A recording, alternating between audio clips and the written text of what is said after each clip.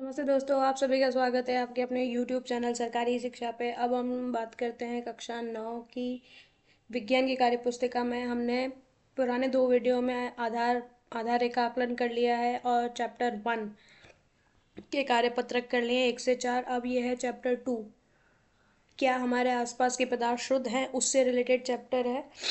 हम उनको सॉल्व करेंगे, तो आइए मिलके सॉल्व करते हैं कार्यपत्रक 5।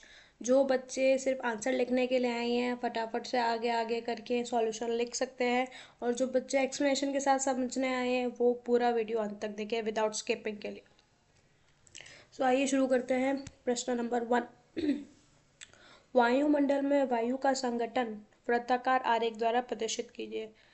वायुमंडल में कौन कौन सी गैसेज है, उसका प्रतिशत कितना है, वो हमें क्या करना है, एक पाई चार्ट के द्वारा यानी वृत्ताकार आरेख के द्वारा शो करना है। पाई चार्ट क्या होता है, आपके मैथमेटिक्स में आपको समझाया होगा। वृत्ताकार चार्ट होता है एक तरीका। और जैसे कि आप सभी को पता है कि वायुमंडल में सबसे ज़्यादा नाइट्रोजन गैस सबसे ज़्यादा है, तो यहाँ पे नाइट्रोजन 78.08% बना दी है। उसके बाद आती है oxygen 20.95% and then carbon 0.03% and hydrogen और जो अन्य गैस है 0.94% के। तो ऐसा आप भी अपनी वर्कबुक के अंदर पेंसिल से चित्र बना लीजिएगा। अब आता है दूसरा प्रश्न, मिश्रण की परिभाषा लिखिए। 2 या 2 से अधिक तत्वों या यौगिकों के मिलने से मिश्रण बनता है। 2 या 2 से अधिक तत्वों या यौगिकों के मिलने से क्या बनता है, मिश्रण बनता है। ये चीज़ ध्यान रखिएगा। उदाहरण के लिए वायु भी क्या है, एक मिश्रण है। ठीक है, आइए अब आगे चलते हैं। समांगी और विषमांगी मिश्रण की छँटनी कीजिए। समांगी और विषमांगी मिश्रण की छँटनी कीजिए। तो आपको कुछ ऑप्शंस दे रखे हैं, जैसे जल, चाय, शरबत, दूध, तेल व पानी का मिश्रण, सल्फर और चून का मिश्रण। आप सभी को पता होगा कि मिश्रण को 2 भागों में बांटा गया है। एक है समांगी मिश्रण, दूसरा है विषमांगी मिश्रण। समांगी मिश्रण में क्या रहता है, विलेय और विलायक के कण जो रहते हैं सेम ही रहते हैं। ठीक है, और विषमांगी में क्या होता है, हमको अलग दिख जाते हैं। तो समांगी मिश्रण जैसे जल है, चाय है, शरबत है। ठीक है, जल में कुछ हमें अलग टाइप के अणु नहीं दिखते हैं, चाय में भी नहीं दिखते हैं, ना शरबत में दिखते हैं। लेकिन विषमांगी मिश्रण जैसे तेल व पानी का मिश्रण, अगर आप पानी के अंदर तेल डाल के देखोगे तो आपको तेल की बूंदें अलग से दिख जाएंगी। सल्फर और लोहे के चूर्ण के मिश्रण में भी आपको लोहे के कण अलग से दिख जाएंगे। तो ऐसे मिश्रण जहाँ पे हमें दोनों तत्वों की पहचान हो पा रही है, दोनों यौगिकों की पहचान हो पा रही है, वो हो जाता है विषमांगी मिश्रण। और समांगी मिश्रण में हम अलग अलग अणुओं को नहीं देख पाते, तो वो हमारा हो जाता है समांगी मिश्रण। अब बात कर लेते हैं मिश्र धातु। मिश्र धातु 2 या 2 से अधिक धातुओं के समांगी मिश्रण को हम क्या कहते हैं, मिश्र धातु। 2 या 2 से अधिक धातुओं के समांगी मिश्रण को हम कहते हैं मिश्र धातु। मिश्रण भी कैसा होना चाहिए, समांगी होना चाहिए, मतलब एक जैसा होना चाहिए। ठीक है, उदाहरण नीचे ही आपके आ गया है। पीतल 2 धातुओं से मिलकर बनता है, तांबा और जिंक। किससे बनता है, तांबे और जिंक से बनता है। ये चीज़ ध्यान रखिएगा। जिंक यहाँ पे 30% होता है और तांबा यहाँ पे 70% होता है। ठीक है, आइए अब इसका दूसरा कार्यपत्रक करते हैं। इसका दूसरा कार्यपत्रक है कार्यपत्रक 6। कार्यपत्रक 6 का पहला प्रश्न है, विलयन उपरोक्त अभिक्रिया को पूर्ण कीजिए। विलयन किन 2 चीज़ों से मिलकर बना है, तो सबसे पहले विलेय और विलायक। विलेय और विलायक मिलकर क्या बनाते हैं, विलयन बनाते हैं। ये चीज़ ध्यान रखिएगा। विलेय और विलायक मिलकर विलयन बनाते हैं। विलेय क्या होता है, जो विलायक के अंदर घोला जाता है, और विलायक क्या होता है, जिसके अंदर विलयन घोला जाता है। जैसे एक नींबू पानी की बात करूँ मैं, तो नींबू पानी में विलेय नींबू का रस है और विलायक पानी है, और दोनों को कंबाइंड रूप से हमने क्या कह दिया, विलयन। ये चीज़ ध्यान रखिएगा। दूसरा नंबर प्रश्न है, टिंचर आयोडीन में विलयन व विलायक को पहचानिए। टिंचर आयोडीन में आपका विलेय जो है आयोडीन है, और विलायक का काम करता है एथिल एल्कोहल। एथिल एल्कोहल के अंदर हम आयोडीन को घोलते हैं। ठीक है, ये चीज़ ध्यान रखिएगा। अब प्रश्न आता है तीसरा, विलयन किसे कहते हैं। 2 या 2 से अधिक पदार्थों के समांगी मिश्रण को क्या कहते हैं, हम विलयन कहते हैं। मतलब विलेय और विलायक क्या होने चाहिए, समांगी होने चाहिए। मतलब उनका मिश्रण क्या रहना चाहिए, अणुओं की जो अभिकर्म है, जो अभिधर्म है, अभिगुण है, वो क्या होने चाहिए, सेम होने चाहिए। विषमांगी मिश्रण, अगर मैं विषमांगी मिश्रण को बना दूँ तो वो विलयन नहीं कहलाएगा, ये चीज़ ध्यान रखिएगा। तो विलयन की परिभाषा क्या है, दो या दो से अधिक पदार्थों के समांगी मिश्रण को हम क्या कहते हैं, विलयन कहते हैं। प्रश्न नंबर 4, प्रश्न नंबर 4 में है, एक विलयन के 320 ग्राम विलायक जल में 40 ग्राम साधारण नमक विलय है। विलायक कितना है, 320 ग्राम, और विलय कितना है, नमक है 40 ग्राम। तो विलयन की सांद्रता का परिकलन कीजिए। तो विलयन की सांद्रता निकालने के लिए सबसे पहले आपको उसका सूत्र याद होना चाहिए। विलयन की सांद्रता बराबर विलय की मात्रा बटा विलायक इंटू 100। अब विलय मतलब जो घोला जा रहा है, क्या घोला जा रहा है, नमक घोला जा रहा है, तो नमक की मात्रा कितनी है, 40 ग्राम, बटा लिखा है विलायक, बटा क्या लिखा हुआ है, विलायक। अब विलायक के अंदर नमक भी घोला जा रहा है, ये ध्यान रखिएगा, विलायक के अंदर क्या है, नमक भी घोला जा रहा है।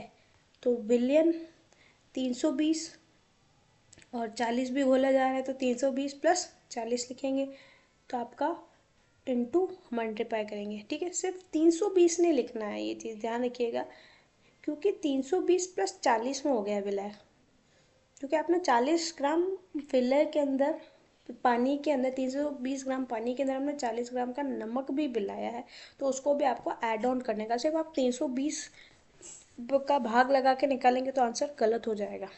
तो 40/360 into 100, then answer will be 100/9। अगर इसको और आप सॉल्व करोगे तो आएगा 11.11%। आई होप ये चीज़ आपको समझ में आ गई होगी। कैलकुलेशन आप खुद कीजिएगा तभी अच्छा रहेगा। विलयन के गुणधर्म लिखना है। अब क्या लिखना है मुझे, विलयन के गुणधर्म होते हैं। सबसे पहला जो अभी हमने परिभाषा में भी पढ़ा था, विलयन क्या है, एक समांगी मिश्रण है। क्या है, समांगी मिश्रण है, विषमांगी मिश्रण कभी नहीं होता है। सबसे पहला विलयन एक समांगी मिश्रण है। विलयन के कण अत्यंत छोटे होने के कारण हमें आंखों से नहीं दिखाई देते। ऑब्वियसली जब आप शक्कर ले लीजिए, शक्कर को पानी में घोलिए, घोलने के बाद क्या आपको शक्कर दिखेगी, नहीं दिखेगी। तो विलयन के कण क्या होते हैं, अत्यंत ही छोटे होते हैं, जो हमें आंखों से नहीं दिखाई देते। आकार में छोटे होने कारण कारण ये प्रकाश को फैला भी नहीं सकते हैं। यह विलय और विलायक से मिलकर बना होता है। ऑब्वियसली विलयन किससे बनकर बना होता है, विलय और विलायक से। तो ये 4 आपके हो गए। अब हम चलते हैं नेक्स्ट कार्यपत्रक पे। नेक्स्ट कार्यपत्रक है आपका कार्यपत्रक 7, कोलाइड। जेल कोलाइड विलयन का उदाहरण बताइए। तो जेल कोलाइड विलयन का आपका उदाहरण है जिलेटिन। क्या है उत्तर, जिलेटिन। टिंडल प्रभाव किसे कहते हैं, समझाइए। कोलाइड के कण कोलाइड के कणों पर जब प्रकाश डाला जाता है तो ये कण प्रकाश की किरणों को फैला देता है, इसी को हम टिंडल प्रभाव कहते हैं। टिंडल प्रभाव का मैं आपको एक उदाहरण देना चाहूँगी। अगर आप किसी जंगल में जाएंगे, घने जंगल में, तो आप ऊपर से प्रकाश की किरणों को आते हुए दिखेंगे, जहाँ पे आपको स्पष्ट तौर से कण दिखेंगे, उस प्रकाश की जो किरण है उसके अंदर से आते हुए कण दिखेंगे। तो यही क्या है, टिंडल प्रभाव है। टिंडल प्रभाव में क्या होता है, जो मिश्रण में कण होते हैं वो क्या करते हैं, प्रकाश की किरणों को फैला के एक बीम बना देते हैं, उसे ही हम क्या कहते हैं, टिंडल प्रभाव कहते हैं। ठीक है, आई होप ये आपको समझ में आ गया होगा। प्रश्न नंबर 3, कोलाइडल विलयन प्रावस्था से बनता है। कोलाइड विलयन दो चीज़ों से बनता है, एक तो परिक्षिप्त प्रावस्था से और परिक्षेपण माध्यम से बनता है, ये चीज़ ध्यान रखिएगा। प्रश्न नंबर 4, कोलाइडल एक विषमांगी मिश्रण होता है। कोलाइडल क्या होता है, एक विषमांगी मिश्रण होता है। विलयन जो है और एक समांगी मिश्रण होता है, ये दोनों का अंतर है, पूछ भी लेते हैं विलयन और कोलाइडल में क्या फर्क है। तो ध्यान रखिएगा, कोलाइडल एक क्या होता है, विषमांगी मिश्रण होता है। फोम, रबर, स्पंज में परिक्षिप्त प्रावस्था क्या है, फोम, रबर और स्पंज में परिक्षिप्त प्रावस्था है गैस। इसमें क्या रहती है, गैस रहती है, इसलिए वो कोलाइडल है। धुआं विलयन, धुआं विलयन निलंबन है, कोलाइडल में से किसका उदाहरण है। पूछ रहा है धुआं है क्या, विलयन है, निलंबन है या कोलाइडल है। ठीक है, तो धुआं जो है कोलाइडल है, ना तो विलयन है, क्योंकि विलयन इसलिए नहीं क्योंकि समांगी नहीं होते इसमें चीज़ें।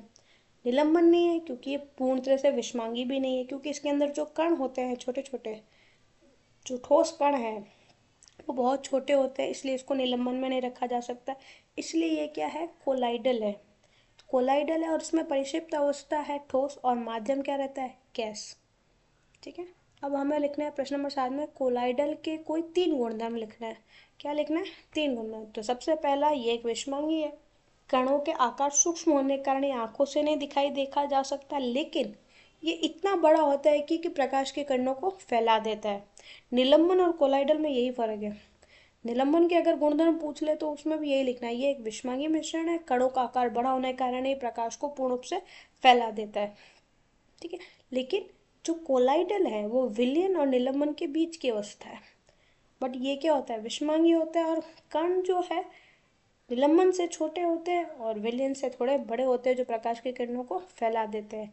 और ये छान विधि द्वारा मिश्रण को पृथक नहीं किए जा सकते, जबकि निलंबन में आप कर सकते हैं। आपकी किताब में स्पष्ट रूप से समझाई हुई है तीनों चीज़ें। तो एक बार अगर नहीं समझ में आए तो किताब खोल के ज़रूर देखिएगा, क्योंकि अगर मैं ज़्यादा एक्सप्लेन करने लग जाऊँगी तो वीडियो काफ़ी बड़ा हो जाएगा। अगर आपको सेपरेट से इस चैप्टर पे भी वीडियो चाहिए तो प्लीज़ मुझे कमेंट बॉक्स में ज़रूर लिख के बताइएगा, तो मैं उसमें अच्छे से एक एक चीज़ लाइन बाय वाइज एक्सप्लेन कर दूँगी। यहाँ पे थोड़ा मेरे पास समय की कमी है, इसलिए मैं यहाँ पे नहीं कर पाती। अब ये आ गई है आपकी वर्कशीट नंबर 8, कार्यपत्रक 8। इसमें हम भौतिक व रासायनिक परिवर्तन के बारे में पढ़ेंगे। दूध से दही का जमना कैसा परिवर्तन है, रासायनिक परिवर्तन है। और आपको याद हो तो ये आधार रेखा आकलन में भी प्रश्न पूछा गया था, और मैंने आपको वहाँ पे अच्छे से एक्सप्लेन किया था। निम्न में से दिए गए परिवर्तनों में से भौतिक व रासायनिक परिवर्तनों को पृथक पृथक कीजिए। सोनों से गहनों का बनना, हरे पेड़ को काटना, चाय का बनना, ईंधन का जलना। तो भौतिक परिवर्तन में आ जाता है सोने से गहनों का बनना, हरे पेड़ों का काटना। रासायनिक परिवर्तन है चाय का बनना, ईंधन का जलना।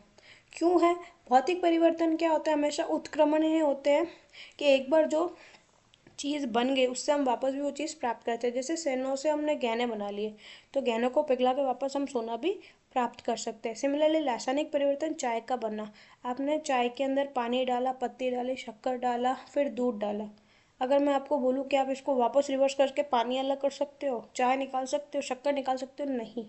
इसलिए ये क्या है, एक रासायनिक परिवर्तन। सिमिलरली ईंधन का जलना भी क्या है, एक रासायनिक परिवर्तन। अगर आपने कोयला जला दिया, मान लो आप कोयला जला रहे हो या लकड़ियाँ जला रहे हो, क्या आप वापस उसे लकड़ी प्राप्त कर सकते हो, नहीं। इसलिए ये क्या है, रासायनिक परिवर्तन है। रासायनिक परिवर्तन हमेशा कहते हैं अनुत्क्रमणीय होते हैं।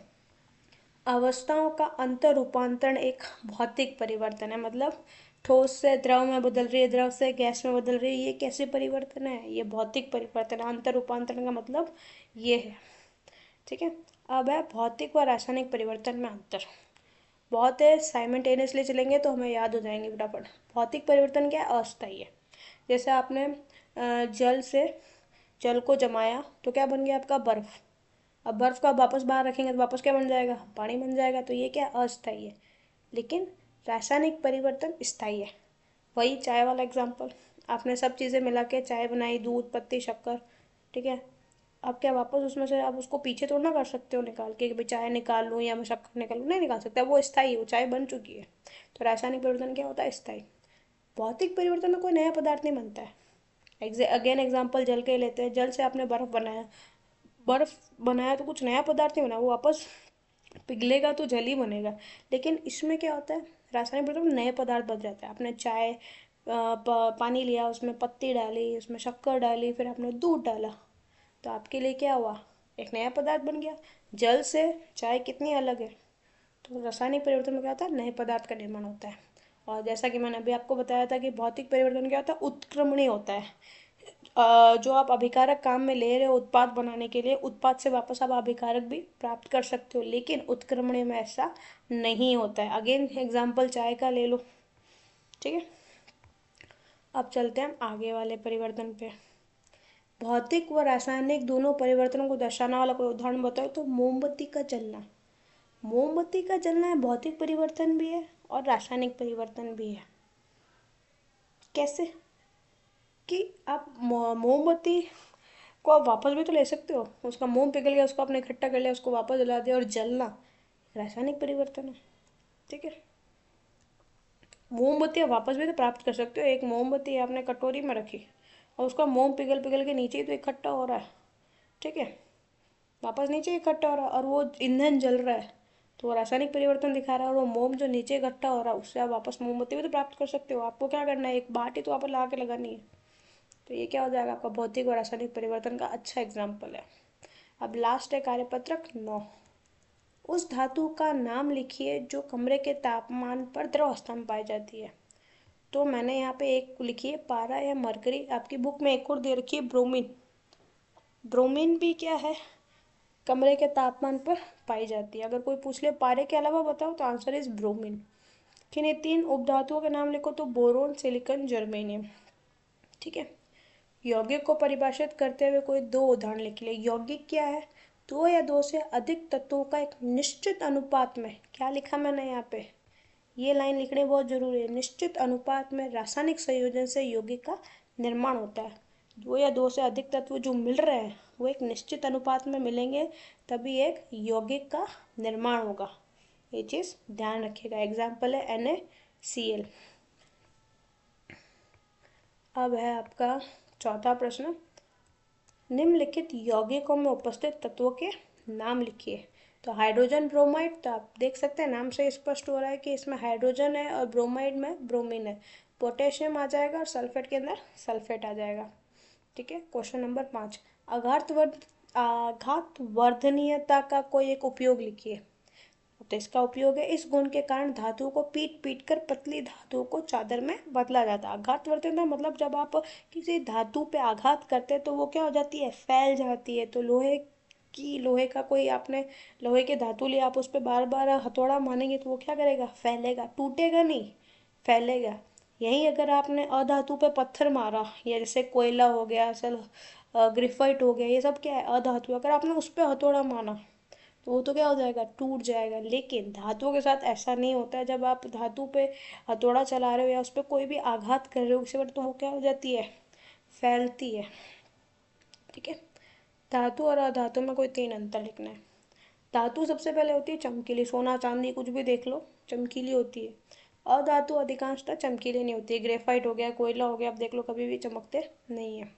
धातु ताप और विद्युत की सुचालक होती है, सबको पता है, जबकि अधातु नहीं होती। लकड़ी कहाँ होती है, जबकि यहाँ पे तांबा या चांदी ये सब क्या होते हैं, इलेक्ट्रिसिटी के सुचालक होते हैं, मतलब जिसके अंदर धारा बहती है। कभी पता है आपको, कहते हैं ना कि कभी बिजली का करंट लग गया है तो लोहे की वस्तुओं का इस्तेमाल नहीं करना है उसको हटाने के लिए, हमें कोई अधातु का इस्तेमाल करना है, जैसे लकड़ी, प्लास्टिक, जिसके अंदर विद्युत धारा नहीं बहे। तभी आप उसको, जिसको अगर करंट लग गया है या बिजली के खंभे से कोई चिपक गया है तो आप उसको हटा सकते हैं। तो ये चीज़ ध्यान रखिएगा, अगर कोई बंदा बिजली के खंभे से चिपक गया है और उसको आपको हटाना है तो आप डायरेक्ट हाथ नहीं लगा सकते उसको, आपको किसी अधातु का उपयोग करना पड़ेगा, जैसे लकड़ी, तभी आप उसको, उसकी जान बचा पाओगे। तीसरा है, ये तन्य तथा आघातवर्णीय होती है, अभी हमने ऊपर पढ़ा, और ये तन्य आघातवर्णीय नहीं होती है। तो आई थिंक ये आपका लास्ट ही था, ये जो यहाँ पे कंप्लीट होता है। नेक्स्ट हम चैप्टर 3 करेंगे। चैप्टर 3 है अपना परमाणु और अणु, वो करेंगे हम। अगर आपको इस चैप्टर से रिलेटेड कुछ भी प्रश्न पूछना हो या कोई भी प्रश्न समझ में नहीं आया हो तो आप प्लीज़ मुझे कमेंट बॉक्स में लिख के ज़रूर बताइएगा। और आपको अगर इस चैप्टर के पाठ्य पुस्तक प्रश्न भी करने हैं, उसके भी सॉल्यूशन चाहिए, तो भी आप मुझे कमेंट बॉक्स में लिख के बताइएगा। मैं उसके ऊपर भी एक वीडियो ज़रूर बना दूँगी आप सभी की हेल्प के लिए। अगर आपको मेरा कंटेंट अच्छा लग रहा है तो प्लीज़ लाइक शेयर सब्सक्राइब ज़रूर कीजिएगा, क्योंकि ये मेरा मोटिवेशन बढ़ाता है। Thank you so much.